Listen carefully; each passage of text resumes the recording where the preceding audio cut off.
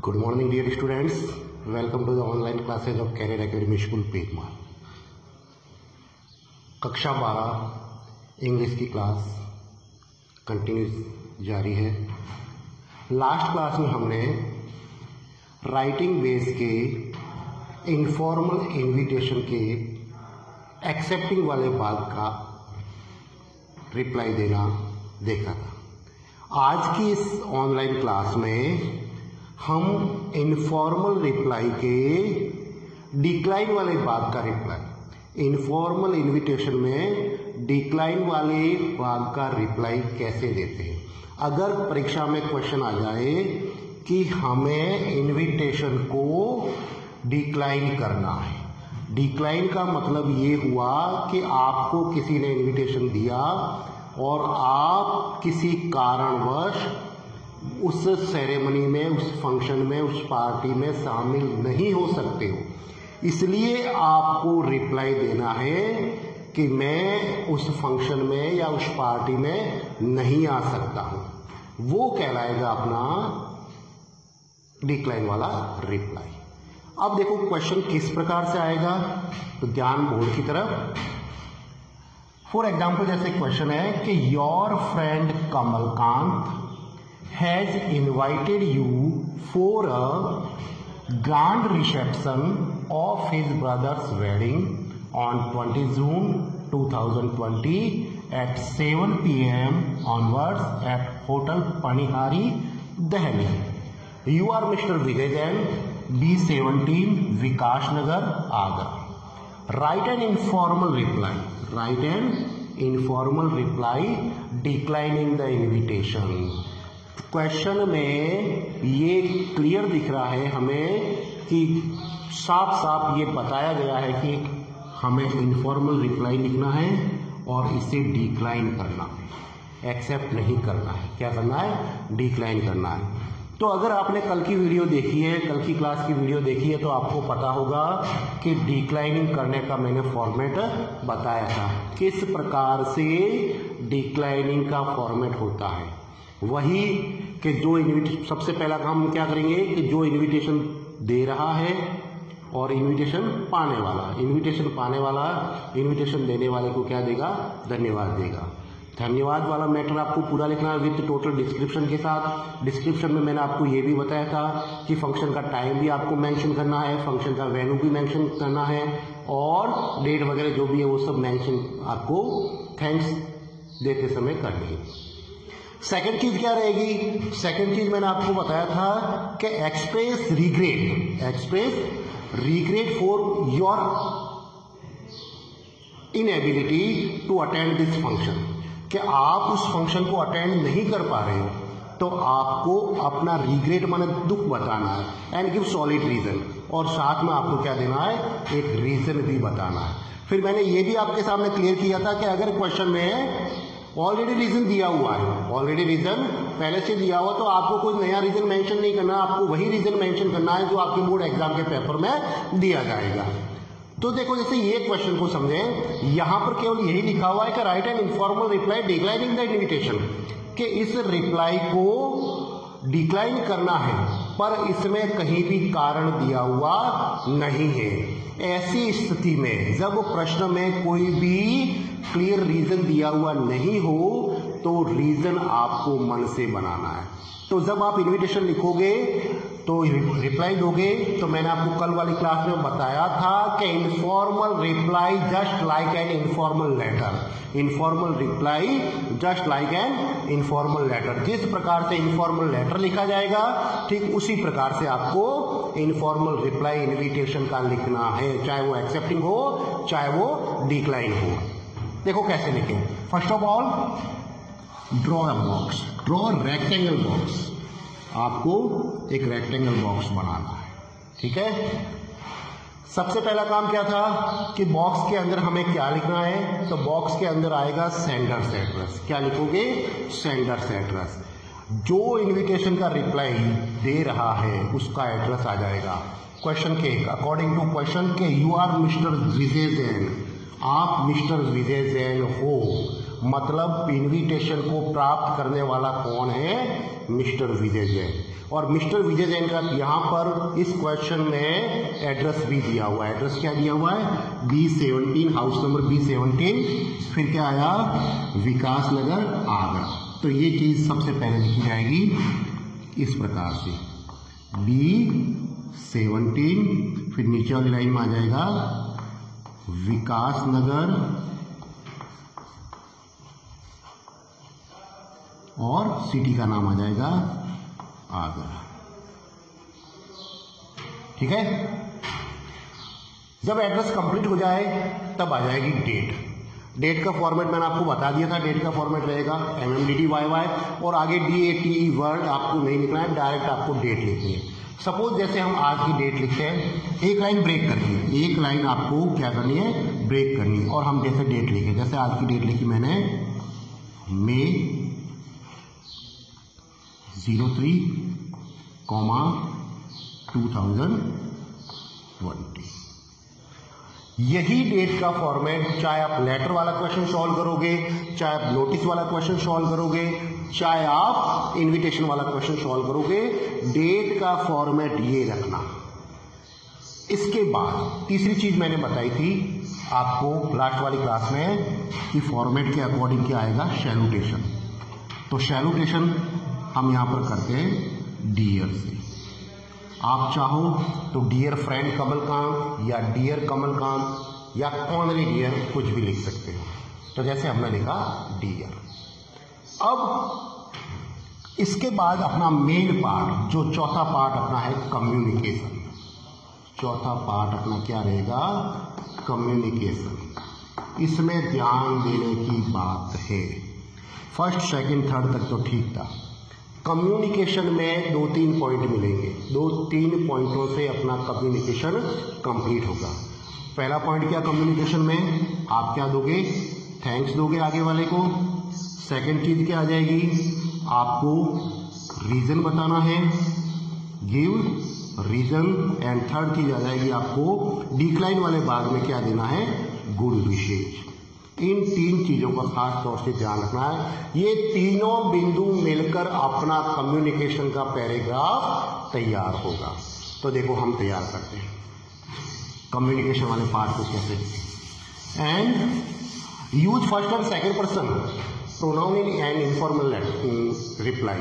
ये खास तौर से आपको ध्यान रखना है। फर्स्ट और सेकेंड पर्सन प्रोनाउन का ही प्रयोग इनफॉर्मल रिप्लाई में किया जाएगा। अगर रिप्लाई फॉर्मल आ जावे तो वहां पर फर्स्ट और सेकंड पर्सन का यूज नहीं होगा, वहां पर सीधा कौन सा यूज हो जाएगा? थर्ड पर्सन का। And we are reading informal reply. तो देखो स्टार्टिंग हम करेंगे, या तो स्टार्ट करें I thank you very much. तो चलो यही से स्टार्ट करते हैं कि I thank you very much. फिर मैंने वही शब्द आपको जोड़ने के लिए कि for the kind invitation, for the kind invitation. इतनी लाइन आपको याद रखनी है। इसके बाद जो मैटर आएगा अकॉर्डिंग टू क्वेश्चन, वो प्रश्न के हिसाब से आएगा। तो प्रश्न के हिसाब से कैसे? कि हमें जो इनविटेशन दिया है, जिसके लिए हम थैंक यू दे रहे हैं, वो किस बाबत है? तो वो सामने लिखा हुआ है कि for a grand reception of his brother's wedding on 20 June 2020 at 7 PM onwards and hotel Panihari Delhi. ये टोटल डिस्क्रिप्शन है जो आपको इसके साथ जोड़ना है। तो हमने क्या लिखा? I thank you. देखो I first person, use second person, use हो गया। I thank you very much for the kind invitation. फिर इसके बाद वाला मैटर यहां से जोड़ दें कि फॉर अ ग्रैंड रिसेप्शन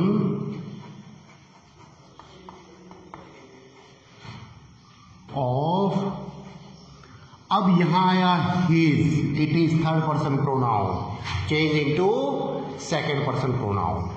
तो क्या हो जाएगा? His, it is possessive form of he. तो what is the possessive form of you? तो यू का पॉजिटिव फॉर्म हो जाएगा योर, कि ग्रांट रिसेप्शन ऑफ योर, फिर आ जाएगा ब्रदर्स वेडिंग,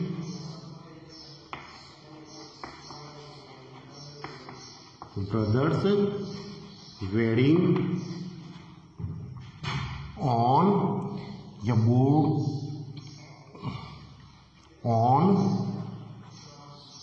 फिर आ जाएगा 20 June 2020 at 7 PM onwards at hotel Panihari. Board complete हो रहा है इसलिए मैं इसको मिटा के यहाँ लिख रहा हूँ, आपको इसके नीचे ही बॉक्स में लिखना है एट होटल पनिहारी कॉमा दिल्ली। ये हो गया आपका थैंक्स विद टोटल डिस्क्रिप्शन। ये जो चीज मैं यहां पर आपको ऊपर बता रहा हूं क्योंकि बोर्ड भर चुका है, इसके बाद ये सभी चीजें आपको इसी बॉक्स में एक ही पैराग्राफ में लिखनी है, होटल दिल्ली। अब इसके बाद सेकंड चीज मैंने अभी आपको थोड़ी देर पहले बताई थी कि जब थैंक्स कंप्लीट हो जाए तो आपको एक्सप्रेस रिग्रेट प्रकट करना है और हमें सॉलिड रीजन देना है, तो वो इसी के साथ जुड़ेंगे। किस प्रकार से कि but regrets for being unable to attend this, अभी अपने पास क्या है, वेडिंग सेरेमनी है, तो लिखेंगे this wedding due to some urgent work. बस ये हो गया काम। क्या जोड़ा कि एक बार वापस रिपीट करो, I thank you very much for the kind invitation for a grand reception of your brother's wedding on 20 June 2020 at 7 PM onwards at hotel Panihari Delhi, but regret for being unable to attend this wedding due to some urgent work. ठीक है, regret भी हो गया और साथ में अपना कारण भी आ गया। अगर कारण क्वेश्चन में ऑलरेडी है तो आपको वही कारण लिखना। तो कम्युनिकेशन वाली दो चीज कंप्लीट हो गई, thanks plus regret and solid reason. अब आया गुड विशेष।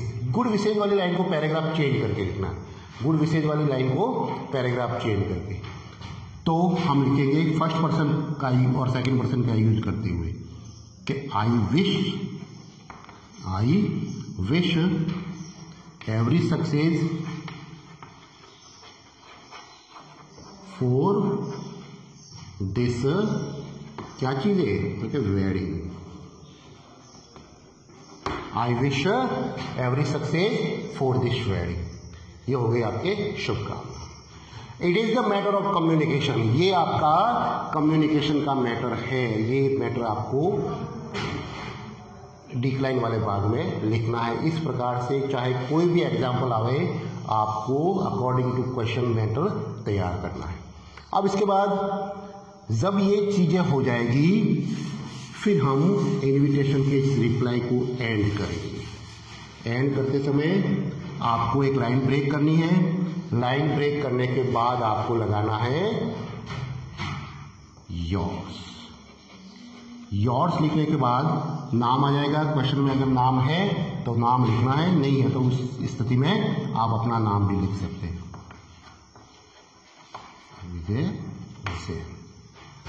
इतना हो जाने के बाद बॉक्स को वापस नीचे से बंद करते हैं। ये रहेगा आपका इनफॉर्मल इनविटेशन में डिक्लाइन वाला चैप्टर कि किस प्रकार से इनफॉर्मल इनविटेशन के डिक्लाइन वाले भाग को लिखा जाता है। I repeat once again, only the communication. Communication में तीन चीजें आएगी। फिर सबसे पहले थैंक्स वाला भाग लिखना है। सेकेंड चीज आपको regret, express regret with solid reason and good wishes. ये तीन चीजों का खास तौर से आप ध्यान रखोगे। इसी के साथ अपना इनफॉर्मल इनविटेशन वाला चैप्टर कंप्लीट होता है। कल की नेक्स्ट क्लास में हम जो टॉपिक पढ़ेंगे उस टॉपिक का नाम रहेगा एडवर्टाइजमेंट, विज्ञापन। ये भी आपके राइटिंग बेस का ही पार्ट है।